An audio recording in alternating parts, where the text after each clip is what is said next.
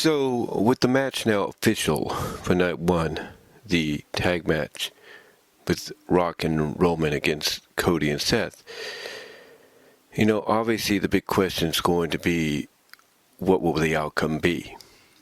Will they just, allow Cody to have an actual one-on-one match with Roman? Or are we going to get bloodline rules? We'll have to see. A lot of people would say that it's leaning towards the latter. We're going to get bloodline rules. It only makes sense. And that might be what happens. But then again, you want Cody to prove he can beat Roman one-on-one. That Roman, or as well as I should say, you want Roman to prove he doesn't really need help to win matches. So going, the first route, option A, is probably a direction they can go in. And Triple H, being an old school kind of guy, would love to do that. He would love to say, hey, instead of, making it all, confuddled and everything, we'll just go that route.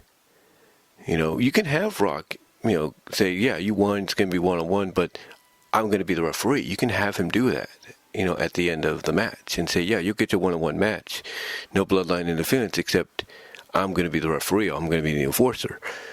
You could do that, then throw doubt into people's mind of, okay, why is he basically saying he's going to interfere on Roman's behalf? Because, again, that's what they want you to think. That's what they want you to think. And, that's an interesting direction to go in. But the other biggest question, though, is who will turn on who? Because that's the question a lot of people have going into this match, as well as into Mania itself. Like, will Rock turn on Roman? Will Roman turn on Rock? Will Seth turn on Cody? And I look at it this way. I still believe that you cannot have Roman Reigns look stupid going into WrestleMania. You can't. You can't make him feel oblivious to what's going on. So I think what's going to happen, in my opinion, is they're going to have Roman turn on Rock. And he's going to, in his own way, explain that he's been on to Rock, and by extension Cody, and what they're planning to do to him at WrestleMania, and that he's not going to allow it. And you could probably have that happen after, maybe Rock and Roman win. You have them celebrating, and Roman turns on Rock, thanks him for giving him the advantage, the bloodline rules, but then tells him, by the way, you and Cody's little plan just backfired. You ain't taking this from me. That could happen. We don't know. Then again, you could have Seth turn on Cody. You could have Seth turn on Cody and, cost him the match. And you could have Seth say, this is for not choosing me. This is what you get for not choosing me to face of the world title at WrestleMania, so I can get my win back, so I can finally prove I can beat you. You could do that. And by default, you make Drew McIntyre the babyface for the following night. That's something you could do. That's something, that's an interesting twist and direction you can go in, because McIntyre has pretty much been on a hot streak, and, obviously it looks like you want to put the world title on him, so why not make him the babyface, the de facto babyface now, because of Seth's actions. That could be a direction they go in. And then of course, on the other hand, you could have both Roman and Seth turn on their partners, and you could have Roman, again, explain the reason as to why he did it, even after they win the match or lose the match. And you can have Seth, simultaneously explain, hey, this is what you get for not choosing me, or maybe, he's in agreement with Roman that, hey, we don't need you here, Rock. This is what you get for, this is what you and Cody, this is, we don't need you here, Rock, and, oh, Cody, this is what you get as well for not choosing me. So we can see two turns. We can see double situation where partners turn on each other, like Roman turns on Rock and Seth turns on Cody. Because a lot of people will point out the fact that, Seth is doing the talking for Cody a lot. He's basically the one that accepted the match tonight and everything. And it's almost like, all signs are pointing towards Cody. Do not trust this man. He may say he's going to be your shield. He may say he's got your best interest at heart, but this might be a trap. And then again you have, Roman's situation where I obviously believe he shouldn't be, treated as like a second will in this.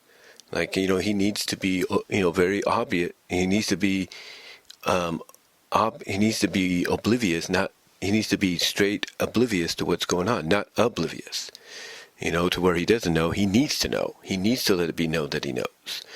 So, it's going to be interesting to see what happens, but, whether you like how long these segments go or not, and, how they're, expanded on social media or not, it's going to be really interesting. And whether or not you feel Rock spoiled the outcome tonight for WrestleMania, in the match between Roman and Cody, with the stipulation that's very eerily similar to the stipulation Cody agreed to in AEW, that, hey, if you don't win this time around, you don't get to challenge for the championship ever again.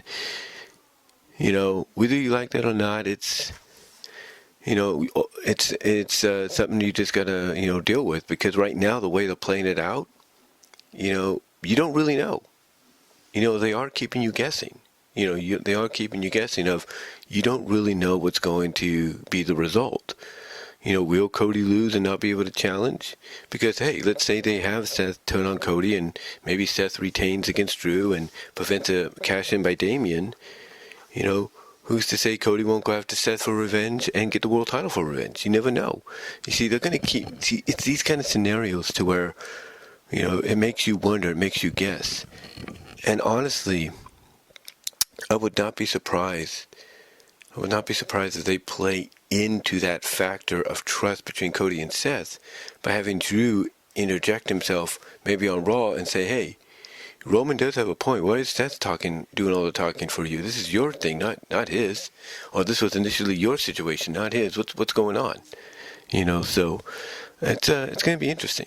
Now, Seth could admit that the reason he's involved in this is he's sick and tired of being disrespected, and he's mostly sick and tired of the world championship being disrespected. And that might be true. That might be the other reason. But we'll see what's going on down the line in the next few weeks. I got a feeling Rock's going to be cutting more promos online, social media-wise, next week when they're in Memphis, and then the following week as well, as we get closer to Mania. But what do you think is going to happen with this tag match? What direction do you think they're going to go in? Do you think we're going to have Roman be oblivious to what's going on, and basically after maybe him and Rock win, turn on The Rock and thank him for the bloodline rules, and then state that he's been on to him and Cody the whole time? Or does Roman turn on Rock during the match and say that as he's leaving the ringside area? Or does Seth turn on Cody and cause Cody the match and say, hey, this is what you get for not choosing me and everything? Or do we get both Roman and Seth turning on their partners? And causing maybe by, one turn on the other for one side to win, or maybe, a double disqualification. Who knows? What do you think's going to happen? What do you think's going to happen? Let me know down below in the comment section, as well as in the live chat during the premiere, if you're watching this on YouTube. And until next time, I'm out.